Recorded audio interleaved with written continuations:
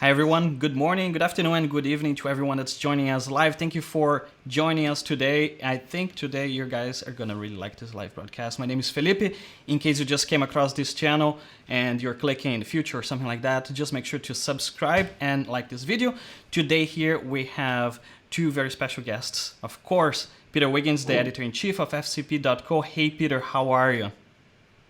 I'm good, thank you very much. How are you? Absolutely good. And I knew that there would be something that would pop here in the back. It would be my iMac, of course. And we also have with us today Sam. How are you, Sam? What's happening, guys? How's everything going?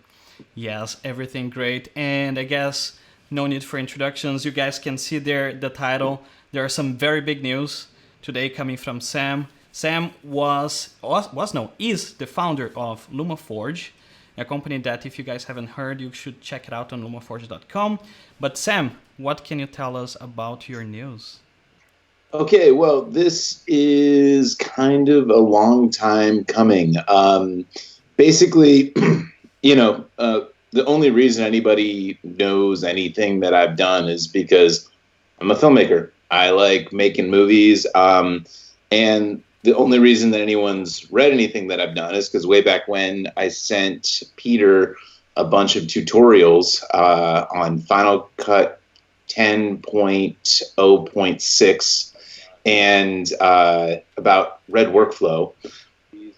And then pretty much the rest of my career happened. And so this is... and then in the meantime, we started LumaForge and got into shared storage and solved the problem that, quite frankly, the team that's there has picked up and run with. And the company was finally in a place where I was looking around and I was like, it's time for me to get back to what I'm good at and what I like to do. And that's talk about making movies, actually making movies, and talking workflow and getting involved with people. And Peter and I have been talking about this for a very long time, sort of putting it together. And Ronny, who actually was here moments ago but just got called away on a family emergency, is going to be extremely involved. And we're even going to have Steve Bays involved as well. And hopefully a bunch of you guys out there as we continue to start building this. But what we're excited to be doing is...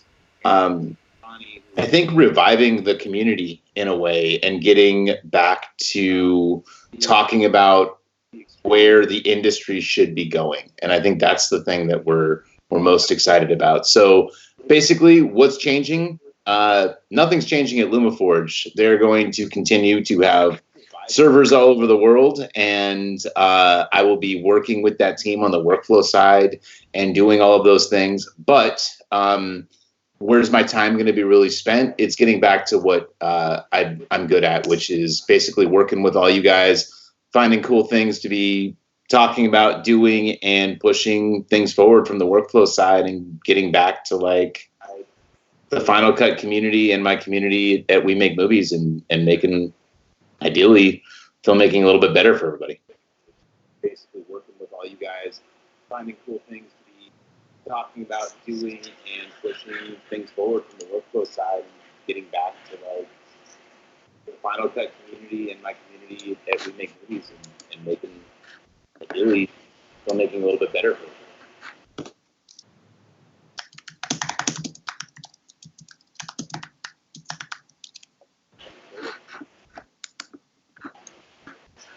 Yeah, I'm getting the really long lag as well, Felipe. So it's really hard for me to listen in and hear somebody back 30 seconds later. And also, I can't hear you now. Oh, I think actually Peter and I are locked in, and I think Felipe is way behind. Actually, we can't hear you at all for some reason. Something happened. But it's kind of like watching the Charlie Chaplin film a little bit here. It's sort of...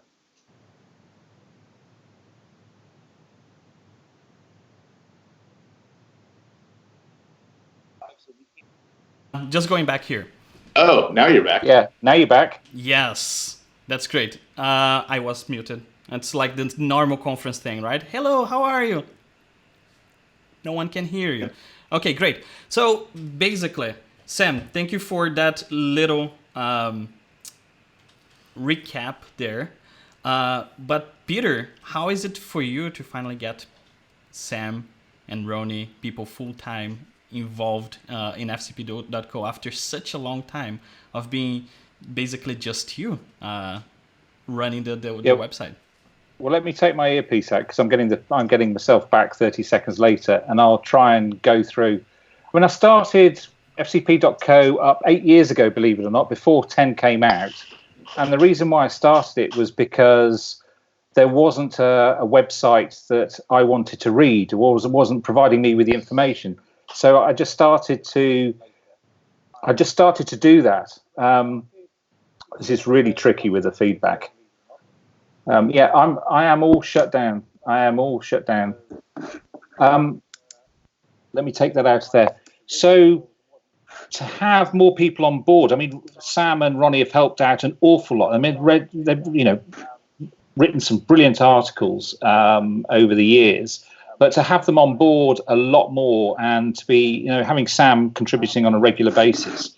I mean, what I want to do is I want to put the site back to where it was and basically be the site I want to read again. And that's the goal.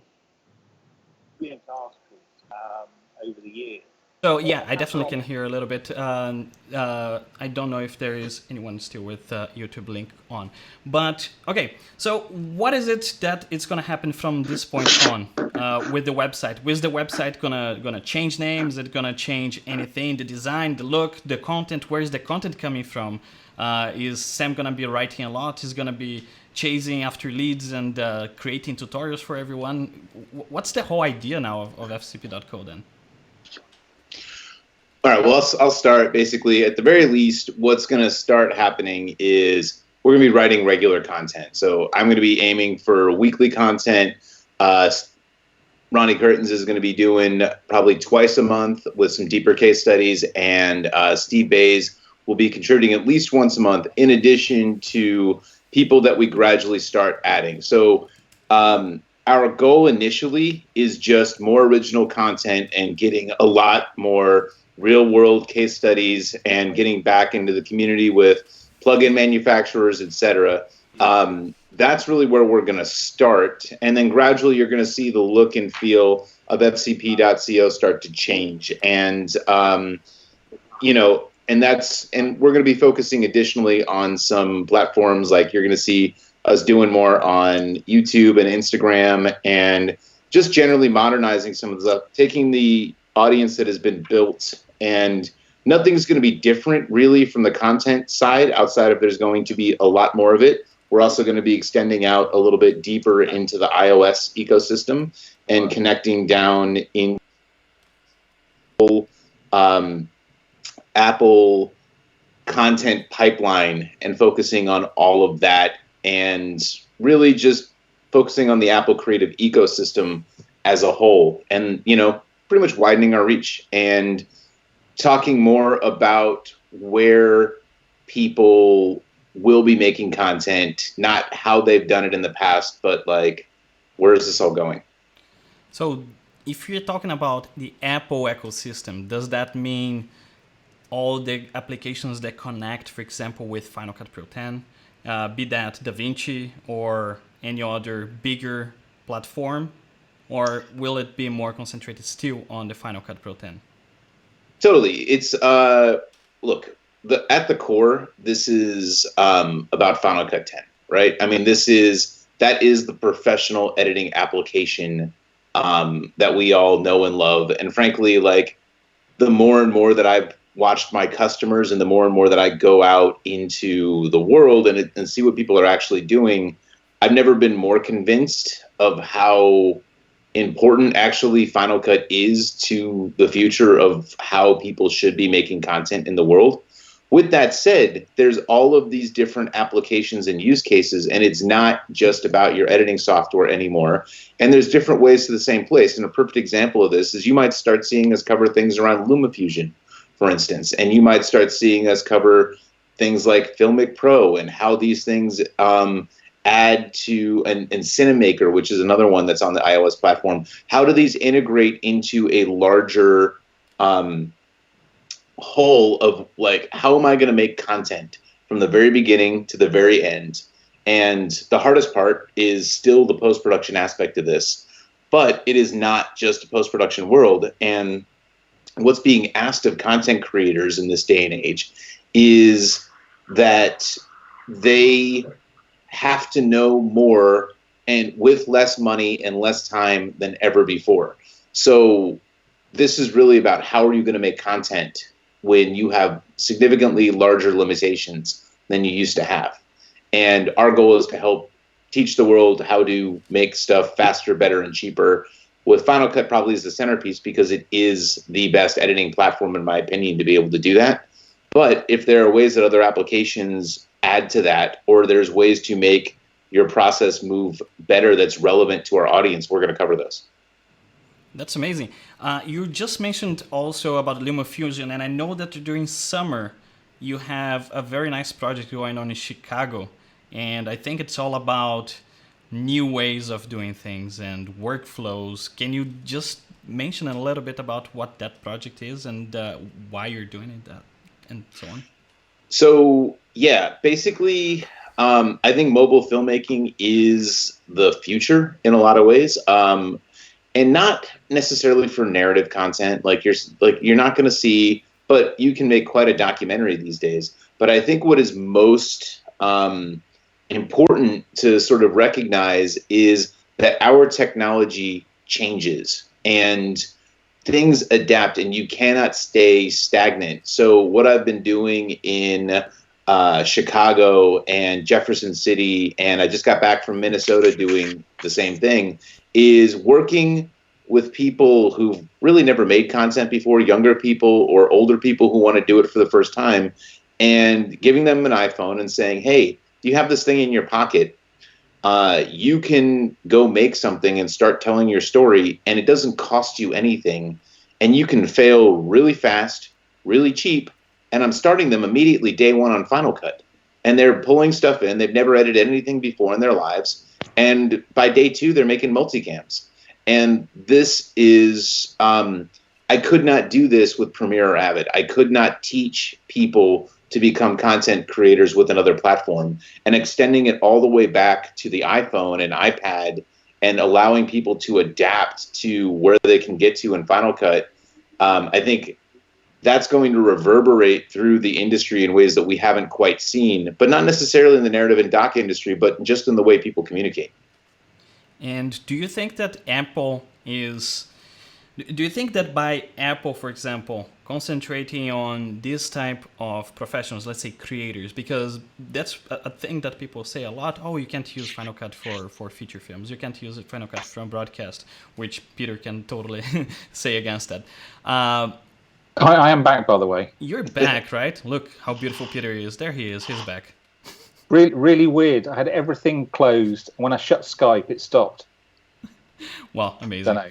Well, anyway, so what you guys... We'll also be publishing some articles on how to guarantee that you've got a live stream that goes immediately the second you try and do it. So we're going to break down this workflow as well someday, because I can't describe how many times this happens. Every time it's guaranteed. Like, there's no way that it doesn't happen. Yeah, I mean, you can do this. There is one way that you can guarantee that everything is going to go as planned. You have several people on staff for that. You have several $100s of equipment, several $100s on redundancies and different ISPs connections and stuff like that. Yeah. And it will probably, most likely work. Probably. But not always. I've seen it not happen. We used to do the virtual user group. There was like a 0% chance that was ever going to happen. Like, and then we'd still get there, but like, you would not, every single time we did it, there was something that like came up, you know, and it's amazing. So we're still there. Like, it's fascinating. I think going back to the original question that I kind of half answered while listening to myself back and then trying to answer myself back, which is kind of like actually quite weird, is that, you know, I came this far, over 8 years with myself and a few other people helping. I must mention Carsten, who looks after the forum. He does an amazing job. And a few other people, obviously all the advertisers who've kept it going over the years, because it does cost quite a lot to host it, as people probably realise. So I think if I'd done that over 8 years and immediately to have 2 more people on board who are going to write and help out, you can see where we're going to go. If I can do that, then having other people to help out, we're going to grow. I also think there's a danger at the moment. People seem to be vying for clicks, and people are coming out with the more ridiculous headlines, the 5 cuts that every editor should know, or things like that are just so ridiculous. And I don't think we want to go down that path. I think we would much rather do quality rather than quantity. Yeah, I totally, just to touch on what Peter just said there. One thing we're not going to, this is all about curation. We're just not going to put stuff on the site that we're not proud of or that we're not interested in. And we're only really interested in relaying quality information. And I would actually don't care if we don't grow and there's no audience for intelligent conversation. So, the goal here is to basically get people useful information that they actually want. And we want to know what people want. But a lot of it will be coming from what's interesting to us and what's interesting to the people we talk about in the community, and just saving people time so they have a trusted resource. Because I think the reality is there aren't many trusted resources at the moment where people go for high quality information. Well, you guys are hearing there. You should send your comments in. Sam, Ronny, and Peter, they want to hear from you what you want to read in the website. And again, Peter, you don't have just 2 extra people working with you. You have 2 of the most respected people in this area working with you together. And I think that's going to be super amazing. Now, do you think we're going to see some, not help from Apple, but where do you see them fitting into the future of things? I mean, they were looking forward, they were looking ahead, they were looking at where the puck would be in 2011, and the puck is there right now. So where do you think Apple is going from this point forward? I think I don't think they're wildly keen on entertaining Hollywood, and I think Hollywood's changing anyway because you've got the rise of Netflix and people like that. But let me put it another way. I mean, I tend to watch quite a lot of YouTube, and with a few exceptions, nearly every YouTube I look at has been edited on 10, because you can spot some of the transitions every now and then, or they show a bit of a film of them editing or something like that. And you've got some people with no TV training at all who are making really nice stuff. It might be, as Sam's saying, it might be shot on an iPhone or a cheap camera or something like that. But it's actually not bad. It doesn't look bad.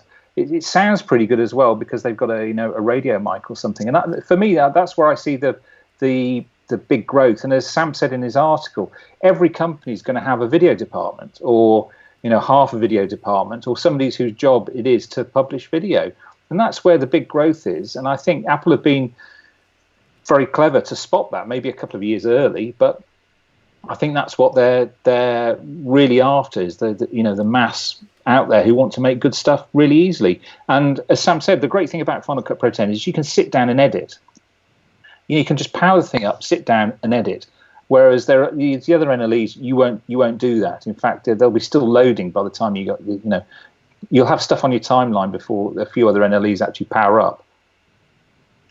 Yeah, and I think when you look at what Apple's really done and is doing, and I think should be doing, and regardless of how you want to talk about an individual move that they're making, what they've really done is at every stage of their product pipeline, they've created a device for a specific person and a specific use case that runs on a creative platform that is designed for creative people.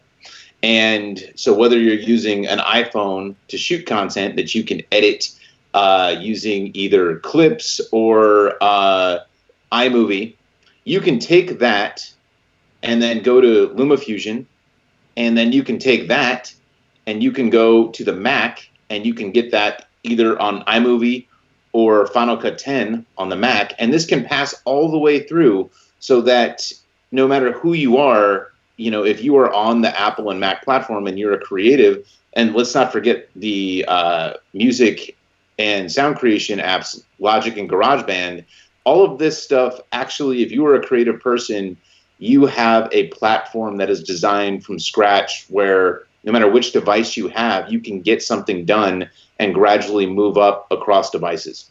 And that's really something that no one else actually has anywhere close to competing with. And so, yeah, you're going to pay a little bit more for Apple stuff, but if you go and do total cost of ownership and frankly ask the question of what is your time worth as a creative person, I don't know how you make the case to not be on the Mac platform right now. And then when you throw the Mac Pro on top, which is the ultimate sort of weapon for facility managers, and you extend backwards and your entire team is possibly on iPhones and iPads, and they're passing to editors who live on Macs, and then you've got, you know, the Mac Pro for finishing. No matter where you are, you have a device that's largely built for you. So what does that new workflow look like when everyone's speaking the same language and they're passing things through? If you as a facility owner want to standardize on a platform for the future to teach everybody and get them up to speed quickly, I don't know how you look at the Apple ecosystem and say, this isn't what I want, if you're fully understanding of what they built. Wow, Sam dropping a lot of knowledge there. Wow, and coming from a person that started a tech company, and this tech company is just a small one, right, in the large scale, grand scheme of things. But Sam, okay, that's interesting, and I think everyone that's watching here is probably a Mac user. Otherwise, they wouldn't probably be watching. But I'm gonna do the devil's advocate here. What about, oh, I can build a PC that's much cheaper. I can build a storage system that's much cheaper. Why? What's your hourly rate, Felipe? Yes. I mean, I wrote a text for a video in Portuguese the other day, and I published, and I was talking about this thing about the cost. Your upfront cost may be very, very low, or lower, but I'm going to dive in. This is great. I'll use a perfect example here. Linus Tech TV just did a giant video. That was the video I was commenting. The jellyfish, and it's all about this one topic. He's like, just so you know, you can build the jellyfish server, and it can go really fast. And by the way, the optimizations he used, do not use those. If you're going to use FreeNAS and all the stuff that he did, we started there, and that's not even close to what you should be doing. But you can build your own server. You can build your own car. You could even build your own plane. What's your time worth? And what are you trying to do? Who's going to if you're going to go build your PC, if you're going to go then you've got it. What's the app store for PC where you're going to go and connect all of these things? What is your full media management workflow going to look like coming in and off devices? How do you want your people to be working? And in terms of fixing and optimizing, the problem with the PC world is you have to optimize for every graphics card in existence. You can't track down the bugs. You don't do all the things. If you're a creative person, your goal is not to sit around and reinvent the wheel on the bestest, fastest way to optimize your tool. You don't buy a hammer and then try and figure out how to optimize the hammer. You buy the hammer and you start hammering nails and building tables and doing all the things. You're making videos. You're not we're in a post-gear world, frankly, as far as I'm concerned, to the point where you just want stuff that works and you want to get your job done and you want to make your clients happy and you want to build as much money as humanly possible in as little amount of time so that you can go home, see your family, and enjoy your life. And that's, I think, the reason that Apple should be in business and serving creatives is to enable people to get what they need to do done, make great tools that deliver, and so we could all just do other things. Amazing. Peter, do you want to add anything to that thought? No, I think Sam's completely right. I've seen it firsthand where using Apple and 10, it saves so much time.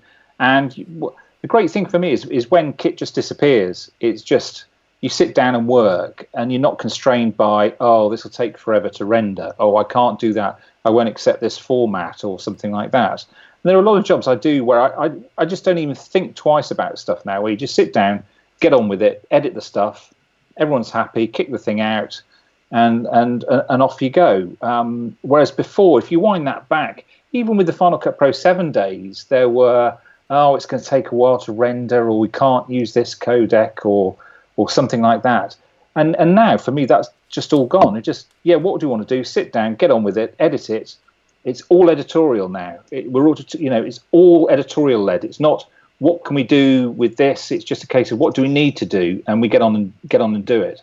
Yeah, and what I'd say is, I think on that, because I used to have like my own edit and color correction business, and back then it was all about how fast was your computer. Because you were trying to push the envelope just to get to working. I've got a 5K iMac that does way more than my heavy-hitting machine did. I can do 8K Red Raw on my 5K iMac, which is third down. If I'm an independent owner and operator I'm running my own post house, I'm probably not buying the Mac Pro now. I'm probably buying the iMac Pro, because that is the machine that's most designed for the solo owner and operator that's going to allow you to tear through stuff. And the Mac Pro is for big facilities, but this is the thing that like we're operating in more around what's your workflow now versus how fast is your computer. It doesn't matter nearly the way that it used to. And that's the biggest shift that people need to start adapting to. It's your process and the way that you connect with your team and the way that your footage arrives to you in post-production, how you're going to organize, label, and get all of those things in place, how you're going to search for assets, and then how you're going to move through your process in the timeline is significantly more important than how fast your computer and render times are now, because we're basically in the good enough era no matter which machine you've got. Okay, so in that thought, what's your opinion of where the cloud is going for post-production, for example? Well, from my point of view, I use Frame.io a lot, like an awful lot, and it's brilliant, but that's obviously for reviewing so people can see stuff. When it comes to actually using it for rushes and something like that, I don't know. I still don't think the internet connection is fast enough for, if you've got a terabyte of rushes, I mean, how long is that going to take you to download or upload? And even worse, upload, because most people's speeds are going to be slower. It will come. It will come where you have a connected camera. There's a job I do at the moment where it's got 8 SIMs in the back of the camera. It just feeds the picture back in bits, and it builds up into a file. But I'm pretty sure there'll be a point where you'll actually have a camera send you a proxy, and you can edit with a proxy, and then it'll come back, and you can reattach it to the media. I'm pretty sure all that will come if it's not here already. But the size of the media that you've got, and you've got to be connected to the internet at all times. And if you think about it, the way that Final Cut Pro 10 goes fast is because it will use every resource on your computer and will go as fast as the connection to your shared storage or storage will. Now, the moment you start throttling that, you won't get the instant response that you will do with 10. Like waveform generation, stuff like that, the Achilles heel of all NLEs. So as much as I would love just to be able to plug in, to plug into a server or whatever and just start editing, I'm not too sure that's going to be the best thing for Final Cut Pro 10 at this point. And I think what I would say as a person who, it's weird to even say this, but I built and ran a shared storage company, and like that was never my goal.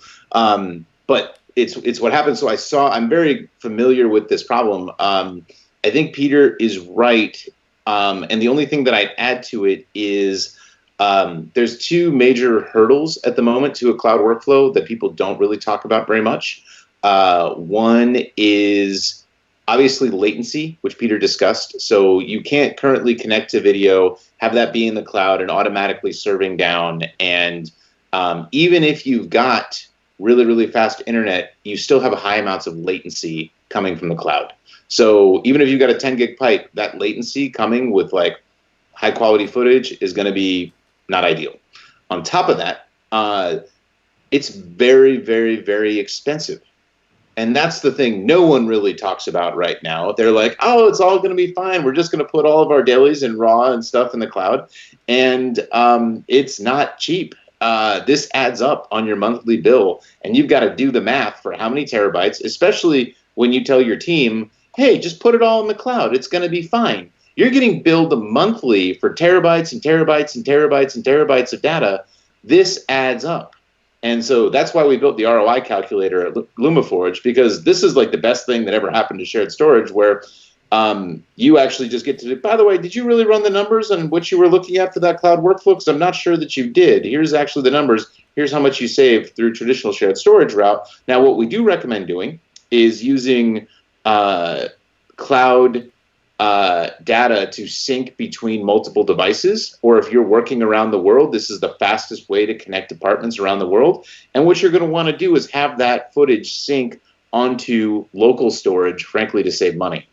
And so use the cloud storage for what it's really good at, which is dispersing things. There's no need to mail hard drives around the planet anymore, things along those lines. That's the best way to do it.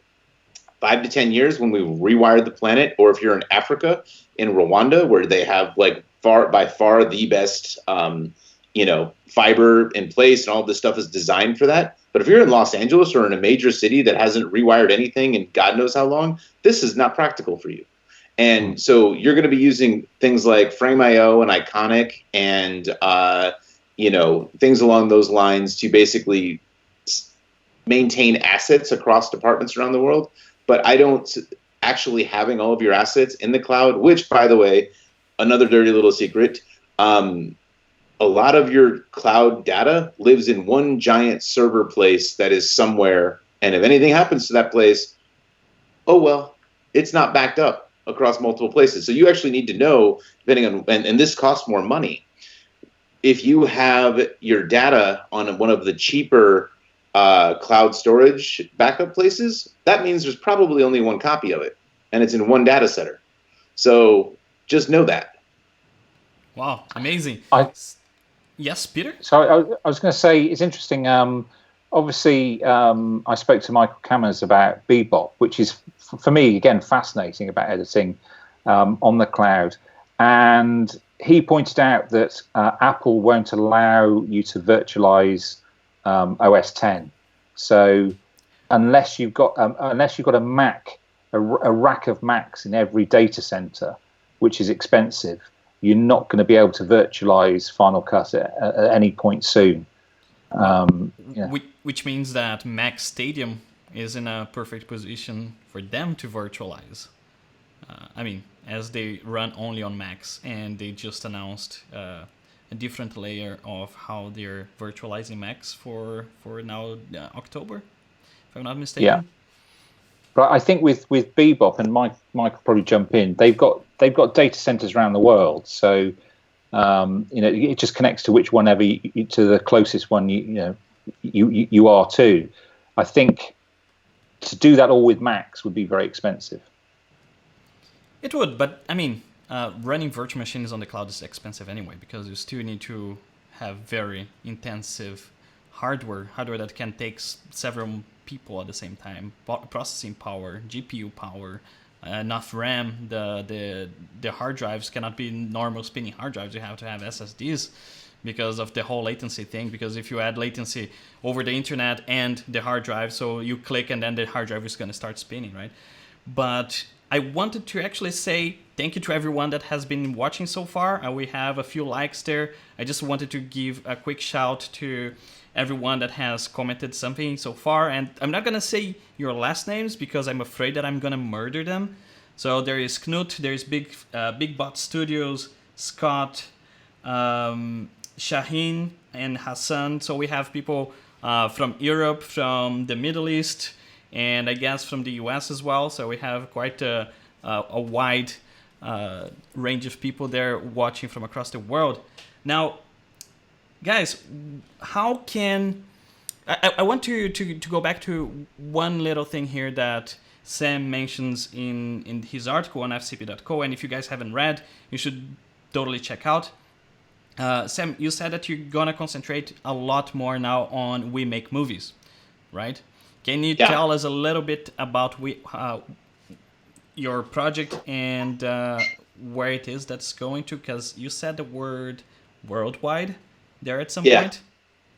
So we are actively focusing on creating a curriculum, and also a lot of the reason that I'm doing a lot of these mobile filmmaking workshops is to create a curriculum that helps people get good really, really fast making content.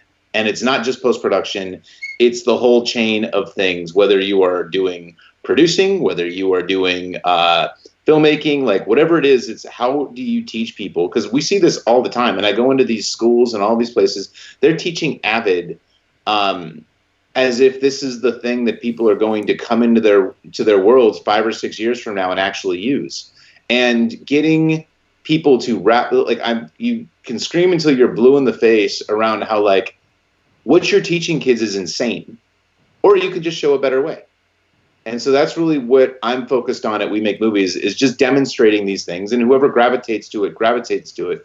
But my opinion is that there's a much better way to be making content. I see it every day. I talk to everyone, and there's a huge cognitive dissonance around how everyone else is making their content because no one wants to look at anything new. And you have a lot of serious control freaks who are just like, stop.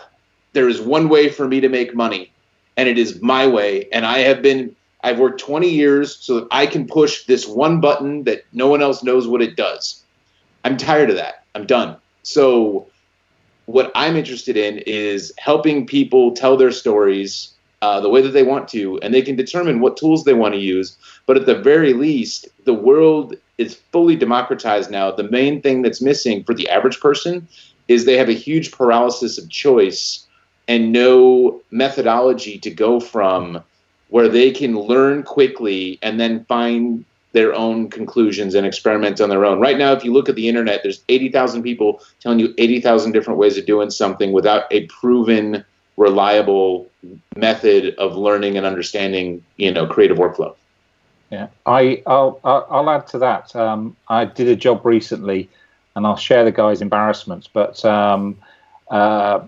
a guy made, a reporter made a kind of like a home video to actually go out on broadcasts, which is great because it's a bit, behind the scenes and everything like that. However, I got the exported master and had a look at it, and it was actually in 23.98 or 97 project, or the video file was that frame rate, which you go, okay, fine, maybe do automatic speed or whatever and stuff like that. But the guy actually sent the camera originals at the same time, and I had a look at those. Some were shot at 24 frames a second, and some were shot at 30 frames a second. And this is for a 25 frames a second broadcast. So I think I have to applaud them for doing it because it's brilliant. But with just that little bit of knowledge, saying, go out and use Filmic Pro, here's how it works. Make sure it's set to 25 frames a second. And before you start editing, make sure your project or whatever is set to 25 frames a second, would save so much time for me and end up with a better product, without a bit of stuttering or whatever. So I'm not trying to pour cold water on anybody making stuff. In fact, it's the opposite. I'm trying to encourage it. But I think Sam is actually right. It kind of some kind of curriculum or some type of course like that you could be told, you want to make sure you do this, make sure you do that, and then from then on it's going to be a lot easier for you. It would be very good. Right now on FCP.co you can find a lot of interesting articles. Sometimes it's news, sometimes it's a tutorial, sometimes it's about a new application or something like that. Would it be too much of a stretch if we can imagine that FCP.co would have a training section or a educational section or something like that? Is that something that you guys... I think it's all possible. I wouldn't want to say no to anything, but I think we've got... I think for the next 6 months to a year, we've got really a plan of stuff that we've got to do. I mean, things like it's got to be converted to HTTPS. It could do with a bit of an overhaul, version 5, we're on version 4 at the moment, and integrate the things with the social bits and pieces a bit more with authors and everything like that, to make it be able to navigate around it a bit more easily. Because there's over 2,000 articles on there, and I was looking, if you go down, it shows you, you might be interested in these. And some of them I was looking at and thinking, well, that looks interesting. Completely forgetting I actually wrote it. Yes. So I think there's an awful lot of information in there for people, and they can do a search and stuff like that. But would we end up in training? I don't know. There are companies out there who do offer training, and maybe we just publicize their training or something like that. I don't know. Yeah, I think we probably, at least initially, our goal, frankly, is, I mean, look, the Ripple training guys, they have that market covered. We're not going to do anything better than what Ripple training does in terms of teaching the app or some of these things. I think the goal really is to journalism. Like, that's what this is. It's journalism. It's about relaying information. And I think the goal for me for FCP.co would be to make some of these things a little bit more discoverable on the site. But, I think our lane is helping, read and see trends based on all the people that we talk to and know in the industry, to help, like, a lot of editors are kind of on their own in their own little world and echo chamber. So we want to, like, we know all the different manufacturers. We go to all the places. We're lucky to have all the relationships that we have. So our goal would be able to take a look at all of that stuff and help people who don't have that level of connectivity a way to see what's coming, so they can plan for their life, career, business, the best moves to make, so they can get the highest quality information, on a regular basis, and make their own decisions that are right for them and what they need to do with their career. Training and some of the other stuff, I just don't know that it's a good platform for a journalistic site, because it's just a different model. Okay, Yeah. so no one needs to be afraid of FCP.co.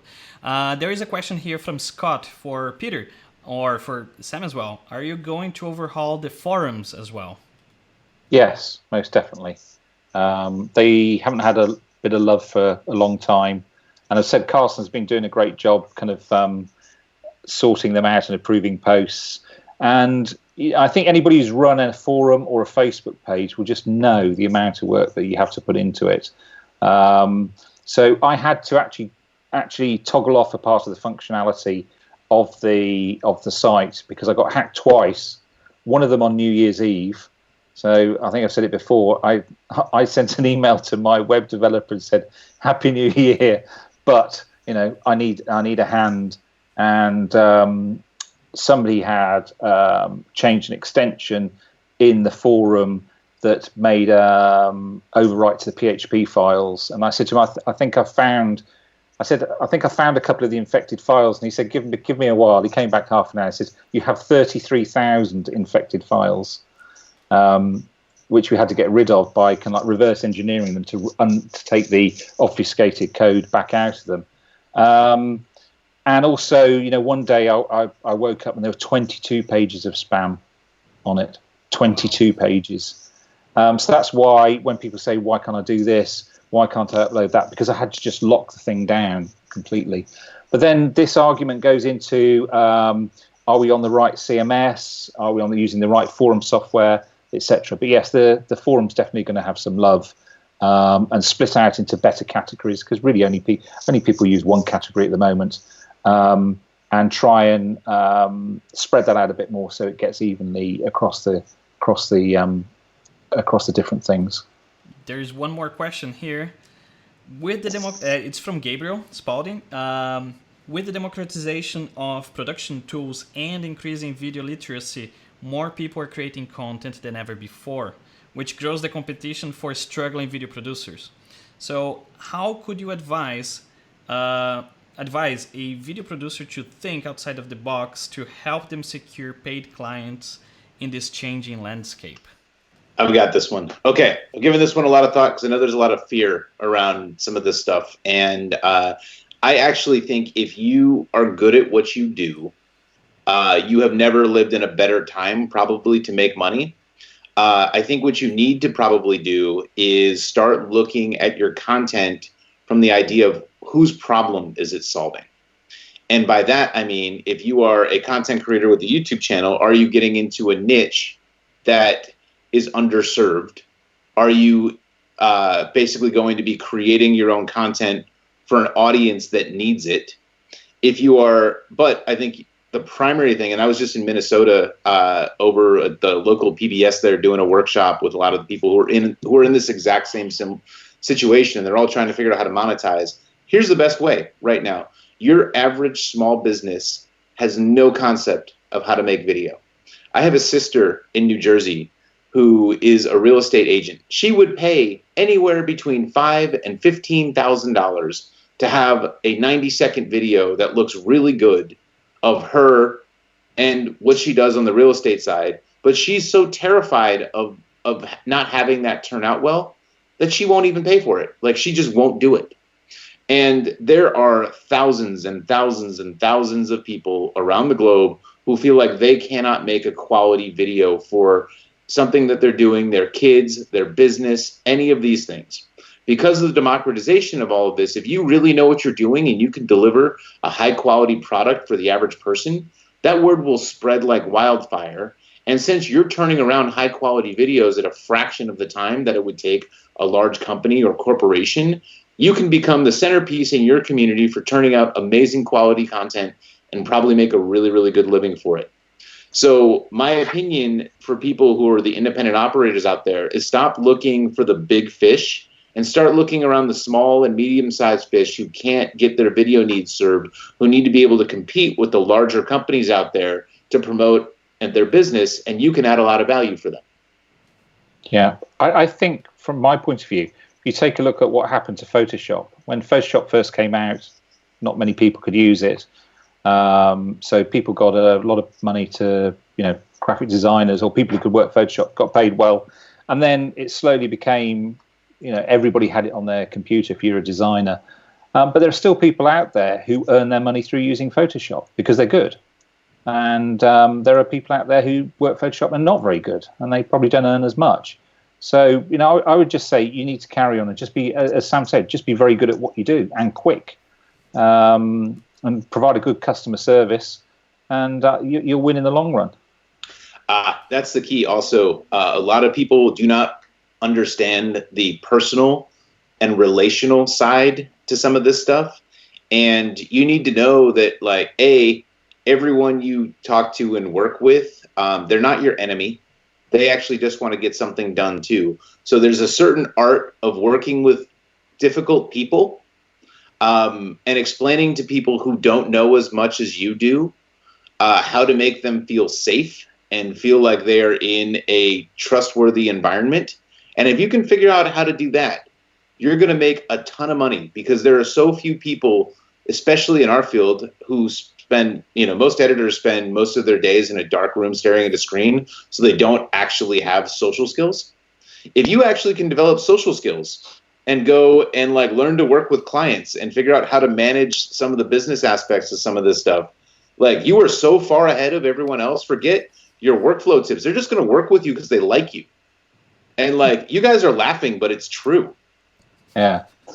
It is true. It is true. Yeah, we are laughing here. I can remember from the kind of the days of big online editing, somebody said nobody wants to spend £300 an hour and work with a grouch. Yeah. You could be the best in the world and no one's going to care if you're really difficult. Yeah. And so as an independent operator, you need to know that you represent your business, and you need to know that everyone who walks into your business, even if you don't agree with them or like them, they need to know that you're on their team. Yeah, I definitely have pretty much the same experience. I would go as far as saying you don't need to be that good at what you're doing.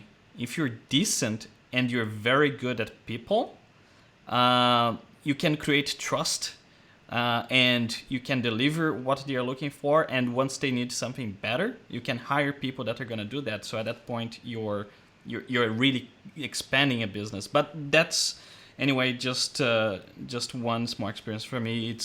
I tend to get my clients' trust, and that's actually very nice. They like talking, and I like talking too, and I make them feel safe. I hug them and I cuddle them. And then if you deliver on what you said you're going to do, then you deserve that trust too, and that's even more valuable. And so and then they will just tell other people about you randomly in conversations and build word of mouth. The reason LumaForge worked is not because we had massive marketing dollars, because we don't. It's the reason it worked is because we cared and people talked to each other, and we built a business, and this was word of mouth, and this was leveraged through relationships. And it's the same in your business. And if that's corporate video, if that's YouTube, if that's whatever it is, you need to know who your clients and customers are, where your revenue streams are likely going to come from, and then you just need to make sure that you maintain those relationships and deliver for those people what they ask for.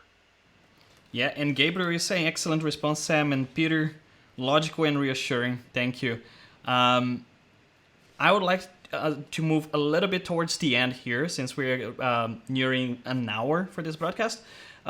So we have scp.co getting Ronny, getting Sam. We're going to have a lot more content to be created, and then there are people that are excited about that. I already saw comments there that they are very excited about having new content being created.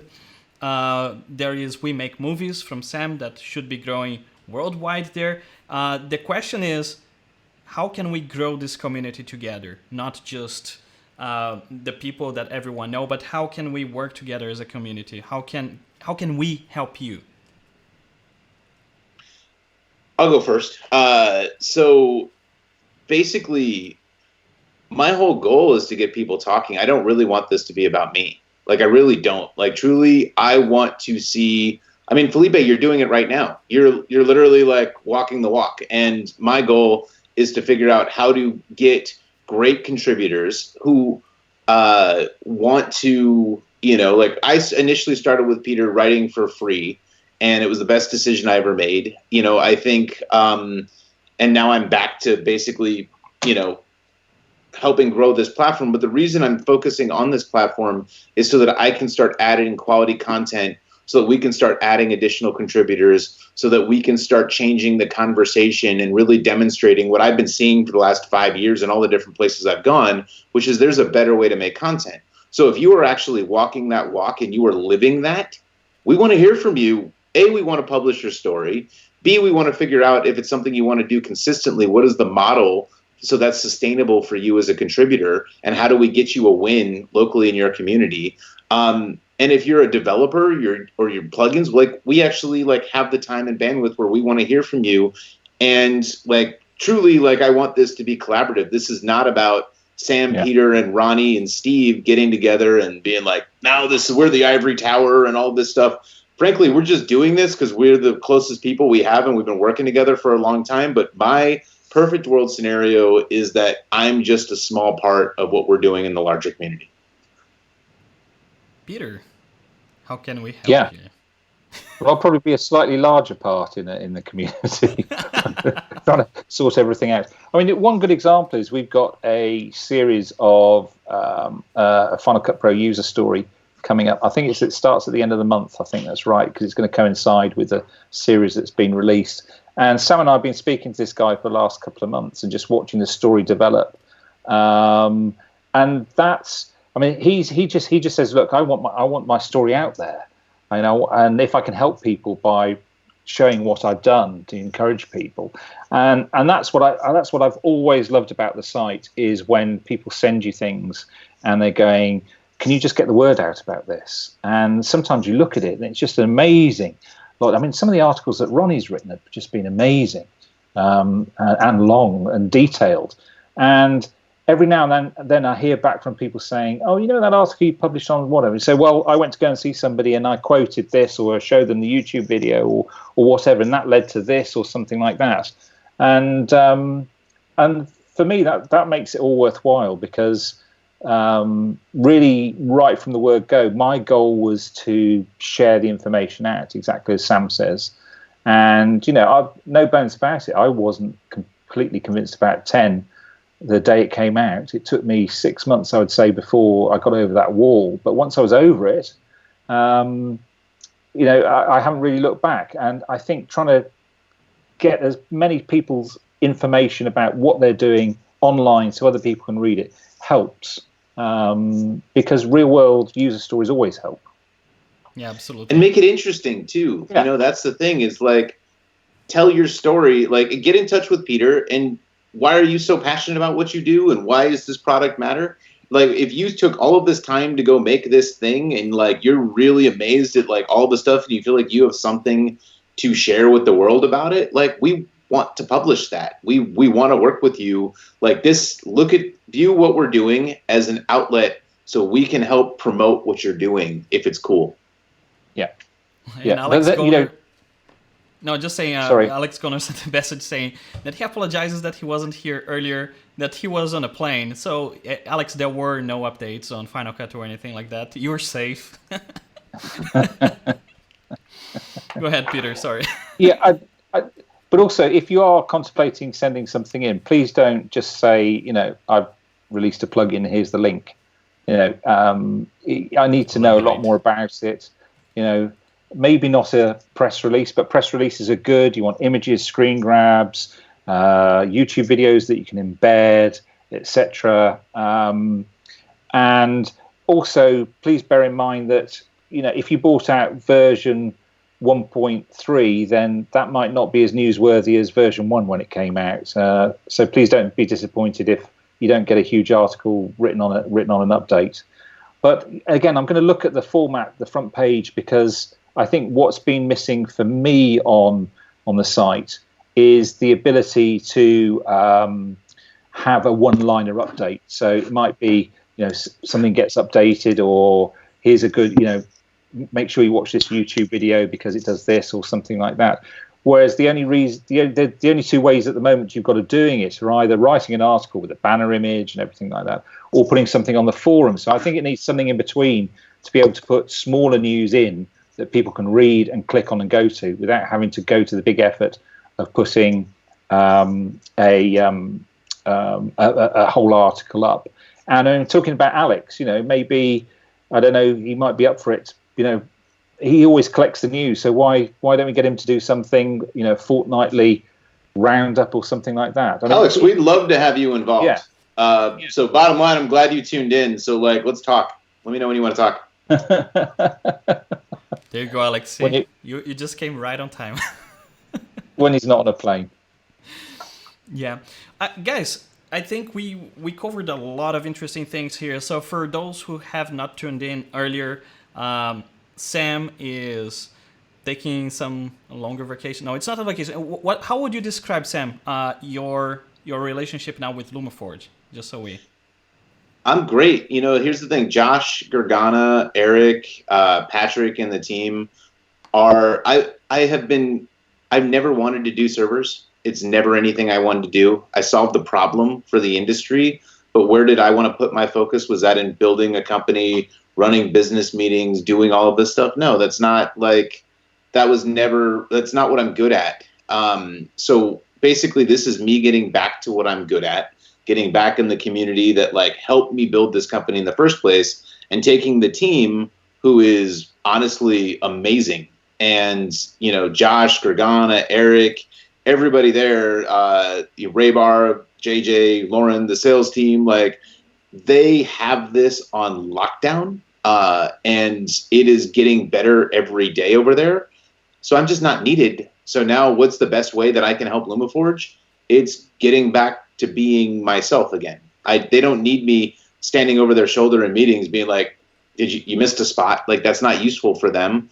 What's useful for them is me actually creating the conversation in media and helping creators do more and getting back into education and sort of breaking down workflow barriers and going out and doing all the things I used to. That is where I am of most value, because they're really, really good at servers and they're handling people around the world. And basically this is just the natural evolution. We're only doing more. LumaForge is growing, and Josh is a far better CEO for a company than I'm ever going to be. And so this is just about me getting back in the lab and getting back in my community and getting back in my lane. And I'm only going to add to everything they're doing there. Amazing. Actually, from me to you guys, I would like to, on behalf of everyone that's actually watching, to thank you for Peter, for the efforts that you went through. No one ever asked you to create a website and put content out there and especially stuff. Not my wife. Yeah. See, no one ever asked you guys. Why are you getting up at 6 a.m? I've got an article to post. Well, aren't you going to come to bed? No, I've got an article to post. Yeah. Yeah. So thank you on behalf of the whole community for creating that space that people can go, they can search, they can look for answers to their questions. And if they don't find those answers, they have the forums where they can reach out to a lot of people that have a lot of experience. And to Sam, of course, Sam, you're another doer, right? You're like, oh, no one is doing this, let me go there and do it. You're constantly helping people. No one is asking you that, but you see the need, and you see the need of helping people in every walks of life, from those that have been stuck in their same ways for many years to those that are just starting right now. Thank you for, and now thank you for. Let's not forget Ronny either. Yeah, absolutely. No, Ronny, he is in Europe. The name Ronny is known everywhere. Every time that I meet someone new in the area, his name always come up.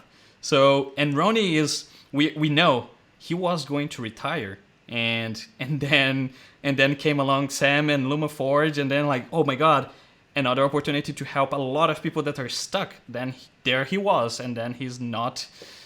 He is not retired.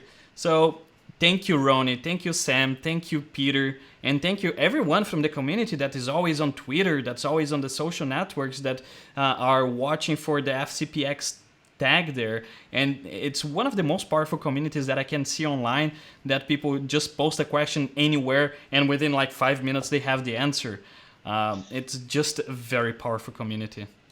Yeah, I want to just quickly say thank you back to that community also. Like, truly, like, all the things that I have fundamentally, I have a company. I'm able to come do this with Peter. Felipe, I know you because of this community. Like, I know people around the world because of this community. I've been able to make my living, do this thing, get out of the Hollywood rat race, and start doing this. So the reason I'm a doer, or I do any of these things, is because I want a better life for myself. And this community has allowed me to do that and have a platform and do all the things. So, and the amount of gratitude I have, a lot of my early customers, and even a lot of our customers now, the people are still buying servers that came through this community that I met in some way through the Final Cut community. So you guys have given me way more than I've ever given you. So if there's a thank you to be had, it's from me. And I'm really looking forward. I mean, Peter,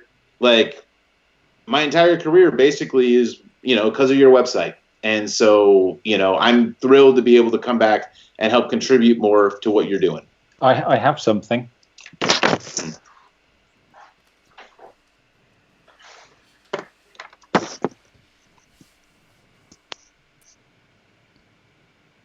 you see it? What does that say?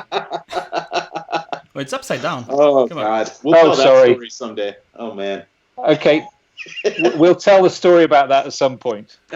Oh my God. Okay, that's the hook for the next one. Guys, thank you very much for watching. So Felipe, thank you for doing this. I mean, it's you sorted out all the plumbing. I apologise for the feedback from my end. I killed everything and it was still going, but I'm really sorry about that. And I think we should do this again. Maybe have a good reason for doing it, not just do it for doing its sake. But maybe next time we'll tackle another problem or something like that. Maybe we get Ronny and Steve Bays in line. Ooh. Yes. There's a lot of things to come, guys. A lot of things to come. So that was it from us. And again, subscribe to this channel. This channel is going to become a lot more active than it has been. And if you liked the video, just click on like there. And I guess I see you guys on the next one. Bye-bye.